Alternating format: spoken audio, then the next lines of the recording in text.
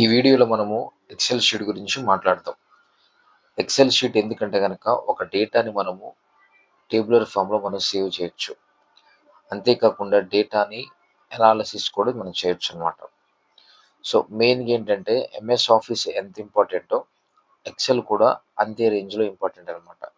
మనకి ఏ జాబ్ వచ్చినా సరే, ఏ కంపెనీలో జాయిన్ అయినా ఈవెన్ ప్రైవేట్ సెక్టార్ గానీ, పబ్లిక్ సెక్టార్ గానీ, ఏ సెక్టార్‌లో మనం జాబ్ చేసినా ఎంఎస్ ఆఫీసు, ఎక్సెల్ స్కిల్స్ అనేది మాత్రం మ్యాండేటరీగా ప్రతి ఎంప్లాయ్‌కి ఉండాల్సిందే.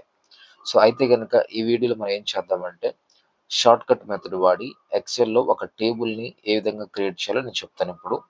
సో, ఫస్ట్ మనం ఏం చేద్దామంటే గనక టేబుల్ క్రియేట్ చేయడానికి 2 మెథడ్స్ ఉంటాయి. ఫస్ట్ మెథడ్ వచ్చేపాటికి సో, టేబుల్ మనం ఇలాగా డ్రాగ్ చేసేసి, ఇలా డ్రాగ్ చేసి సో, కంట్రోల్ టీ అనమాట. కంట్రోల్ టీ ప్రెస్ చేసినప్పుడు డిఫాల్ట్‌గా ఆటోమేటిక్‌గా మనం ఎప్పుడైతే డ్రాగ్ చేస్తామో, డ్రాగ్ చేసాం గదా!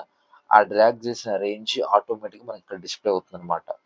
సో, ఆటోమేటిక్‌గా మనకేంటంటే ఫర్ ఎగ్జాంపుల్ ఇప్పుడు నా టేబుల్ నేను ఎఫ్, ఎఫ్ అనే కాలమ్‌లో తీసుకున్నాననమాట. ఎఫ్8 నుంచి సో, క్యూ19 దాకా నా టేబుల్ యొక్క రేంజ్ తీసుకున్నాను. సో, ఎంటర్ కొడుతున్నాను. ఆటోమేటిక్‌గా మనకేమైపోతుందంటే టేబుల్ అనేది ఇక్కడ మనకి క్రియేట్ అయిపోయిందనమాట.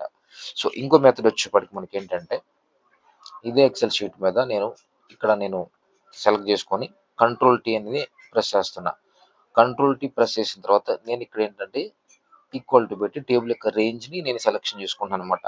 సో, నా టేబుల్ వచ్చేప్పటికి ఎఫ్8 నుంచి తర్వాత వచ్చేప్పటికి క్యూ19 వరకు నేను టేబుల్ యొక్క రేంజ్‌ని ఇచ్చి ఎంటర్ కొట్టాను కీబోర్డ్‌లో.